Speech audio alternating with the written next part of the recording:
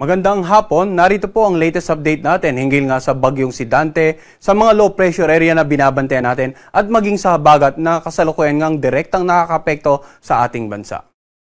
Kung makikita po natin yung ating pinaka-latest satellite image animation, may tatlo po tayong sama ng panahon na naka-highlight ng bilog.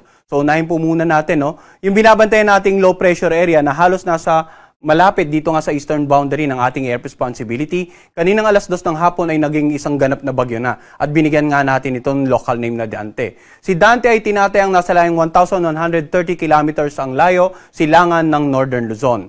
Taglay nito, ang lakas ng hangin umabot hanggang 45 kilometers per hour malapit sa gitna nito at ang pagbugso naman ng hangin ay abot hanggang sa 55 kilometers per hour. Sa kasalukuyan, kumikilos ito sa direksyong north-northwestward naman sa bilis na 20 kilometers per hour. Samantala, yung isa namang low pressure area na mas malapit nga dito sa silangan ng Northern Luzon ay tinatayang nasa layong 155 kilometers east-southeast ng Basco, Batanes. Sa ngayon ay malit ang tsansa nito maging bagyo within 24 hours pero patuloy tayong magmamonitor sapagkat posibleng beyond the 24-hour period ay maging isang ganap na bagyo ito. Ang senaryo natin dito sa low pressure area na malapit nga sa Northern Luzon, posibleng kumilos ito patungo dito sa may extreme Northern Luzon, lumabas nga ng northwestern boundary ng ating air responsibility at dito pa lang sa West Philippine Sea siya magiging ganap na bagyo. Yun po yung senaryo number 1 natin. Samantala, senaryo number 2 ay i-absorb ito ng mas malakas na bagyong si Tropical Depression Dante. Kaya manatili pong nakatutok sa update natin regarding this particular low pressure area, ang bagyong si Dante at maging itong isang low pressure area nga na nasa labas ng ating area of responsibility ay subject for monitoring din natin. Wala tayong nakikitang direktang interaction itong low pressure area nito dito sa dalawa pang weather system sa loob ng ating PAR, subalit yun nga patuloy nating i-monitor at magbibigay tayo ng update sa ating mga kababayan kung magkakaroon po ng development. So unahin po muna natin ano nga ba yung senaryo, yung pagkilos na inaasahan natin sa bagyong si Dante sa susunod na 3 hanggang 5 araw. So sa pinaka-latest forecast track ng Pag-asa, ayon sa Tropical Cyclone Bulletin na pinalabas nga ngayong hapon, makikita natin yung tinatayang sentro ni Dante, napakalayo pa po sa kalupaan ng ating bansa. Subalit, bukas ng hapon, inaasahan natin ito na halos kikilos ito ng pahilaga, more to the north at sa layong 990 kilometers east of extreme Northern Luzon. Inaasahan din natin na from tropical depression ay posible itong maging tropical storm in the next 24 hours. Samantala, sa darating naman na Huwebes ng hapon, inaasahan na ito na kikilos naman ito pa hilagang kanluran at by that time ay nasa 735 kilometers na silangan ng Itbay at Batanes, tropical storm category pa rin. Sa darating naman na Biyernes, inaasahan natin itong tuluyan ng nakalabas ng ating area of responsibility. So yung paglabas dito sa northern boundary ng PAR, inaasahan po natin sa pagitan ng Huwebes ng gabi hanggang Biyernes ng madaling araw. So generally, kahit tingnan po natin yung area of probability, yung parang apa sa paligid ng center track, pinapakita po nito na malit ang chance sa maglandfall o direktang mga apekto sa anumang bahagi ng ating bansa. Subalit sa ganitong mga panahon, kapag may mga bagyo po tayo na nandito nga sa Pasipiko, karagatang Pasipiko, at hindi naglalandfall, bagkos kumikilos, either patungo sa dulong Hilagang Luzon, patungo sa Taiwan, or dito sa northern boundary ng ating area of responsibility, very favorable yan para patuloy na mapag-iba yung habagat na siya magpapaulan nga sa ating bansa. So ano nga ba yung inaasahan natin or ano yung scenario in terms of pag-ulan naman ng habagat nitong mga nakalipas na 3 araw?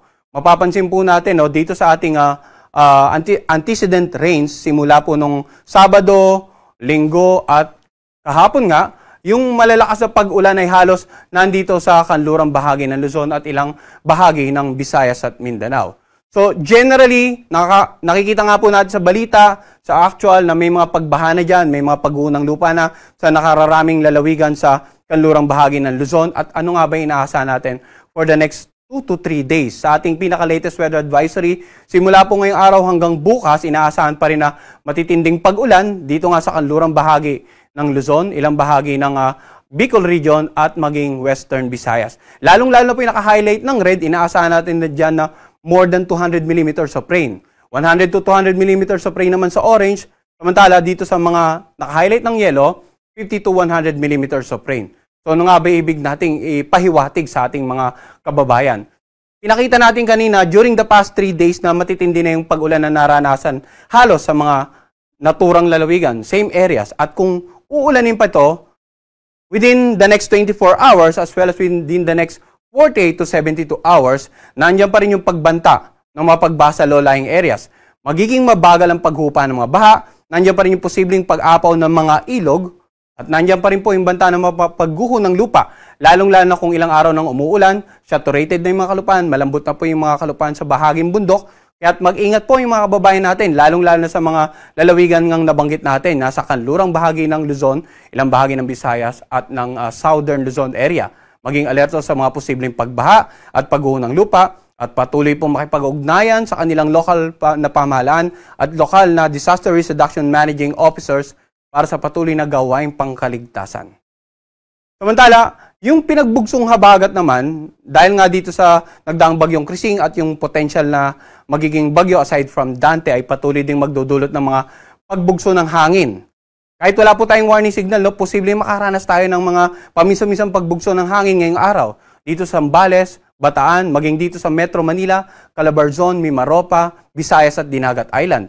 Bukas naman mga pagbugso ng hangin sa Ilocos Region, Zambales, Bataan, Bulacan, Metro Manila, Calabarzon, ganun din sa Mimaropa, sa buong Visayas, maging dito sa may bandang Mindanao area, Zamboanga del Norte, Misamis Occidental, Lanao del Norte, Camiguin at Dinagat Island. Hanggang sa darating na Huwebes, may inaasahan pa rin tayong pagbugso ng hangin sa nakararaming bahagi ng Luzon at ilang bahagi po ng Visayas at ng Mindanao area. So pag may pagbugso tayo ng hangin, posibleng makapagpatumba ng mga ilang uri ng mga pananim, posibleng ring magdulot ng maalon karagatan.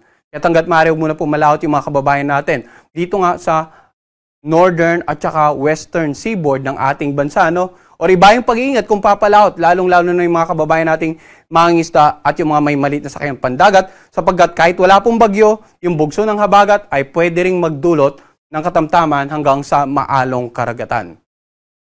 Samantala, yung mga pag-ulan naman na naranasan natin locally, may in-issue po ang ating mga Pag-asa Regional Services Division, mga tinatawag nating localized rainfall or thunderstorm advisory. At ganina nga alas 5 ng hapon, meron po tayong nakataas na orange rainfall warning dito sa Metro Manila, maging sa mga karatig lalawigan, Ganon din sa yellow rainfall warning dito pa sa ilang bahagi ng Central Luzon at ilang bahagi nga ng Southern Luzon area. Kapag may orange rainfall warning tayo, nandiyan pa rin yung banta ng pagbaha. May mga pag-ulan pa rin tayong namomonitor at posible pa rin tayong makaranas ng mga pag-ulan in the next 3 hours. So ang ating pong mga localized rainfall advisory ay pinapalabas every 3 hours. Ang effectivity ay hanggang 3 oras lamang. Ibig sabihin, continuous monitoring. Nasa field po ito ng tinatawag nating nowcasting or yung pagpe-predict ng weather over a shorter period of time, usually hanggang 3 oras lamang, at ina-update kung magkakaroon pa ng pagbabago, kung ma-maintain yung forecast, or kung ililip na po itong localized warning. Kaya pinapayawan din po natin, aside sa tropical cyclone bulletin, aside sa weather advisory, aside sa mga posibleng gale warning sa mga susunod na araw, i-monitor din po natin yung mga localized rainfall at thunderstorm advisory. Huling pakiusap na lamang po namin dito sa Pag-asa, dahil nga may mga sama ng panahon, hindi rin po maiwasan na nagkalat yung mga nagpo-post ng mga fake news, mga from unverified sources, Gaya nga po nitong nakikita nyo at nagbanggit na may posibleng 6 na bagyo sa darating na Huwebes. So muli po, nakikiusap po kami as much as possible, iwasan po natin mag-share ng mga ganitong masyadong exaggerated na information, Bagamat may binabantayan tayong bagyo, pero not to this point naman po.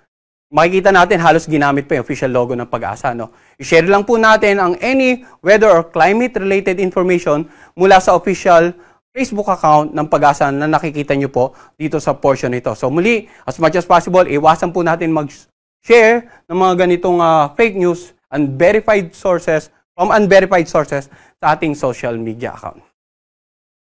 Ang susunod po nating update sa bagyong si Dante ay papalabas mamayang alas 11 ng gabi at yan po muna latest mula dito sa Pag-asa Weather Forecasting Center. Magandang hapon po sa inyong lahat.